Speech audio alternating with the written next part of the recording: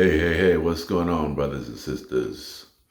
So, I don't know if this is Bathroom Chronicles or what this is, but anyways, trying to keep it 100 with you. Um, I didn't tell you about our last couple of episodes with this company. Um, as you know, they were taking care of our Airbnb when we first moved down here. And the deal was in the contract, it said a few weeks. So we know that's 3 or more. And the brother ran it for about 5 or 6 weeks, 5 or 6. So what I didn't like, number one, is didn't give us any notice on when he was going to cancel the Airbnb. And, just starting out, our sales were good, but they weren't stellar. You know what I'm saying? Learning the gig, learning the product, learning the intricacies of the sale. Been in sales most of my life, adult life, in one way or other. I promoted concerts. Most of y'all know that. REA, Rhodes Entertainment Agency, y'all know that. Had my AT&T business, blah, da, da, da, da, da. So anyways, that week that we went to Cleveland for Lily's birthday, and then that was the same week that my cousin Don passed away. So mentally I felt some kind of way. We were at one point close as brothers could be. You couldn't have been any closer than we were at once. Long stretch of our lives. And then, as we become men, you know how it goes. You got your own families, and we raised our children together, however. Anyways, that was a bittersweet week, with Lily's birthday, my cousin Don, and then with the van and the shape it is, I didn't make it back to the funeral, so homegoing, so that did something to me too, you know what I mean?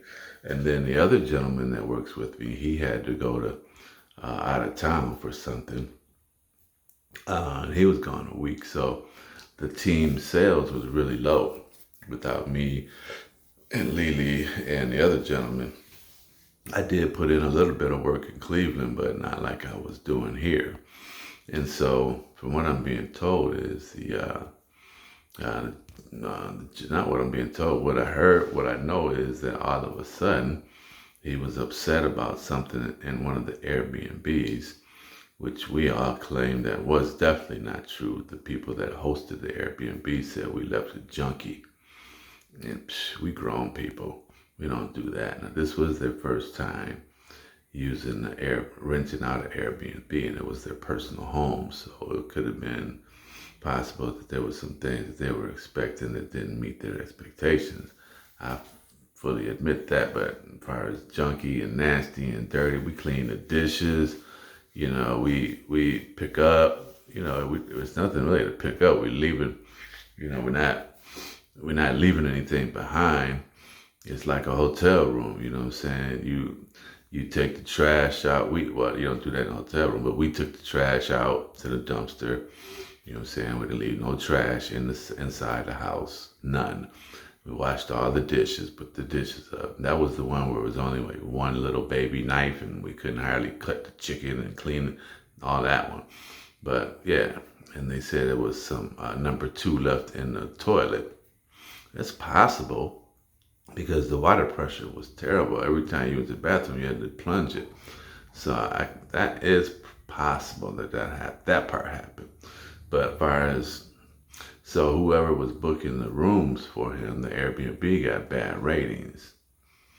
And then so now they are. So what happened was between the bad ratings and happened to be the same week that his sales were low, he was furious, I guess, going off on one of the guys, and was just really upset. And it was a text group text message, and he said he's done with the Airbnb. And so that caught us totally off guard, and we were not prepared for that. None of us was prepared for that. probably should have been prepared for that. I would admit that also, because he did fulfill his thing. But like I told him the other day, you acted on your emotions. Like, I'm teaching you a lesson. I'm like, bruh, I don't need you to teach me no lesson. I don't need you to teach me no lesson. Yeah, and I'm not saying I can't learn anything, but you don't cut somebody off of their housing to quote unquote teach a lesson. Nah, that's not how we operate. And so, me, just being a God-fearing man, I'm gonna at least say, look, y'all got a week. This your last week. Something like that. Or, because the brothers the other two brothers that's here with us, they were here since like what, May, June? So 8 weeks before we got here, and the Airbnb's been taken care of. And then boom, so I ain't mad. I'm just giving the facts. I'm just telling the facts. I don't want to throw his name out there, his company name, because I'm not trying to bash anybody. But, we're our chronicling, is that a word? Journaling our journey. Journaling our journey, if that makes any sense. And so this is a part of it. So yeah. Oh, and then yesterday, that's an inside joke. How you feeling?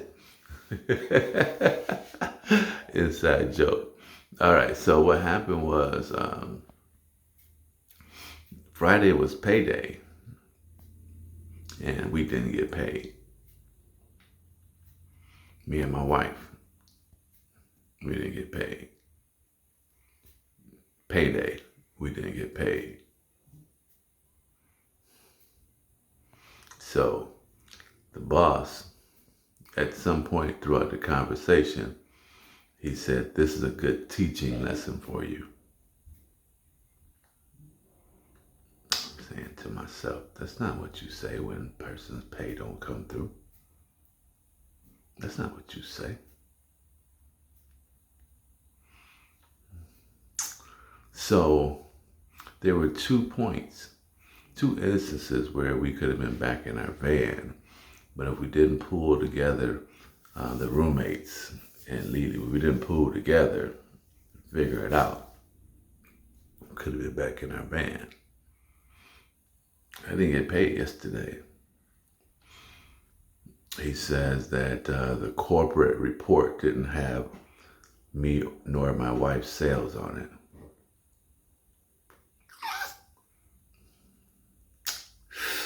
Everybody else's was on there, but ours wasn't. Now, this comes on the heels of me letting the brother know how I felt about how he did that Airbnb like that. And then payday, boom, nothing.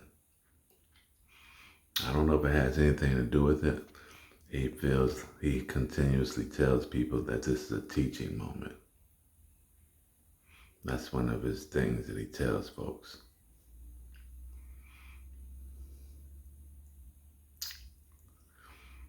So I want to hear you guys' thoughts on this. How should I move forward? I had told one of the guys that I was applying for a dealership with the company, to have be an owner again, like I had with AT&T. Y'all remember I was a retailer with AT&T. I had told one of the guys I was applying for a dealership, and somehow the word got to him, and I'm not mad about that. You know what I'm saying? I guess sometimes, when people say you shouldn't let your left hand know what your right hand doing, this is probably an example of that, because I was always proud to have guys that worked for me to launch into their own business. I mean, Tom Walker, I'll always be a friend of his. The brother came to me fresh out of high school and said, David, I want to learn how to do concerts. And him and his people put some money in my pocket, and I was like, let's go. And he learned everything, how to get the contacts, how to get the artists, how to get the venue, how to promote it, how to market it. He learned the whole 9. You know what I'm saying? How to do the settlement at the end of the concerts. when it comes to the money, how to take care and talk with the people at the building, your union workers and all the non-union worker. He learned all that, and some on his own. I mean, as y'all know, if you know Tom Walker, he's gone on to be I would call him a great promoter. Yeah, I mean, I know he's taking his lumps and bumps. You can't be in this business and not take lumps and bumps. You know what I mean? You're going to take some lumps and bumps in the promoting and concert business. But I guarantee you, he's won more than he's lost. Otherwise, he wouldn't still be in it. I mean, in the beginning, you're fascinated with it. You have an idea, and then boom, you see all the results of your idea. That's exciting. It's a thrill. But you quickly get over that when you get a loss. So the point is, I've had several people that have gleaned from my field and gone on to grow their own crops in their own field. And that makes me proud, Yeah, I bring people in the business and they take off and go do something greater or great or just as great or go on their own because they have in their mind they want to do it on their own.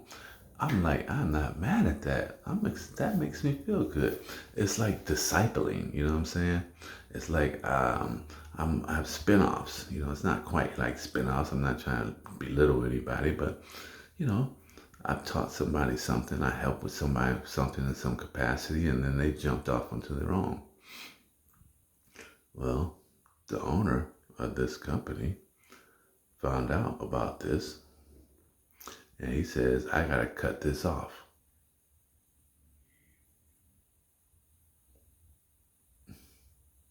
He says, I have to cut this off, quote unquote. And I said, what does that what does that mean? That you gotta cut this off.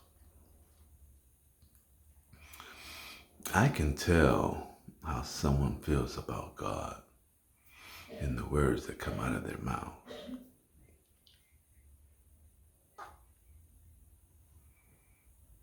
When the vine is connected to the vine, and the branch is connected to the vine, because vines are connected to vines, branches are connected to vines. But somehow, sometimes, there's an offshoot from the vine.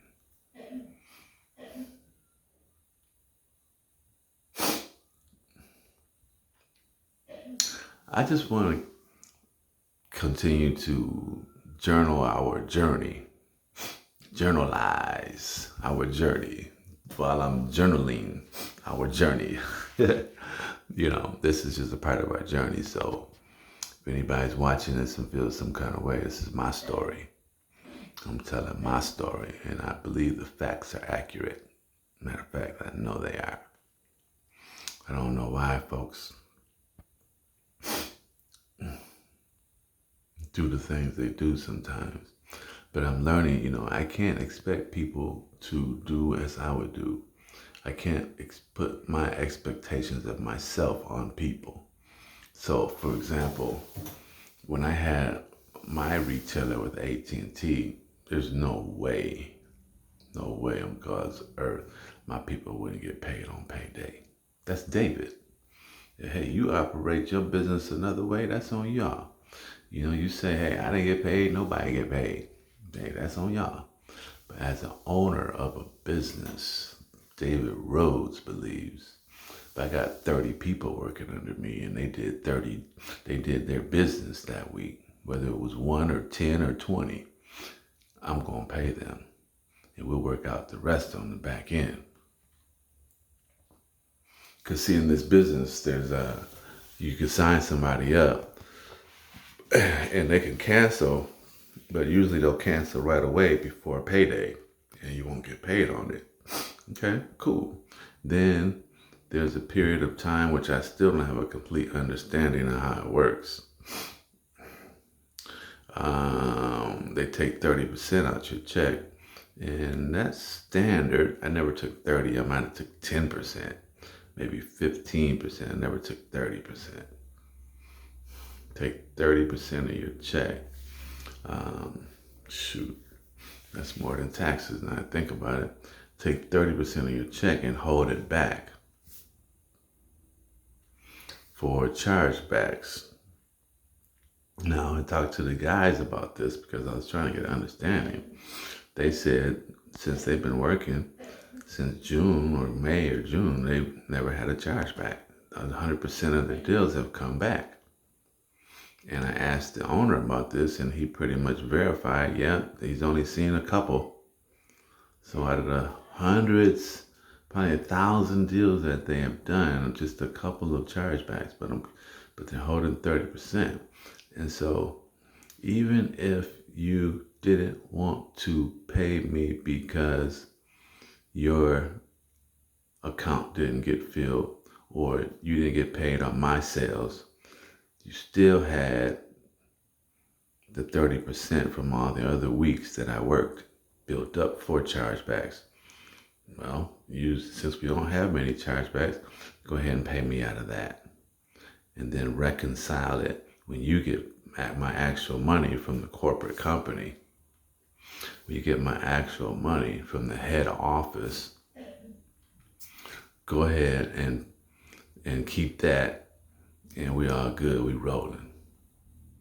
Cause we rolling. Do do do do. Yeah. I'm the owner of the company. If I'm Amway, if I'm Pepsi, if I'm Rhodes Entertainment, if I'm Vision Development, AT&T, I don't care who I am. I'm the owner of the company. Come Friday, if I gotta go to the bank, if I gotta go to Loan Shark, if I gotta go anywhere, anything, anybody, I'm gonna make sure my people get paid on payday. Now, if I'm wrong, you tell me I'm wrong.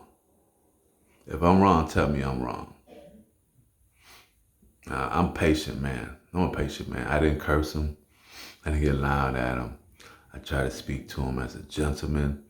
I spoke to him as a gentleman. I spoke to him with reason and logic and out of love. Both instances, the moment that we found out in 24-hour notice, not even 24-hour, 12-hour notice that we had to be out the Airbnb and he wasn't paying anymore, I could have been homeless again in my van. And yesterday when I didn't get paid, most people are living week to week. You know what I'm saying? We eat and we got to eat down here. You know what I'm saying? We got little funds, but yeah, So I got to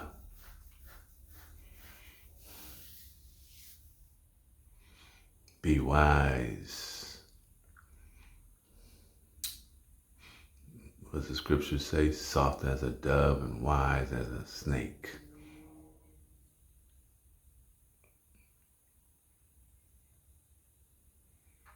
I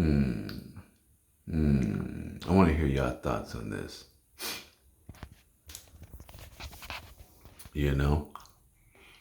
Should be happy that I'm expanding my territory.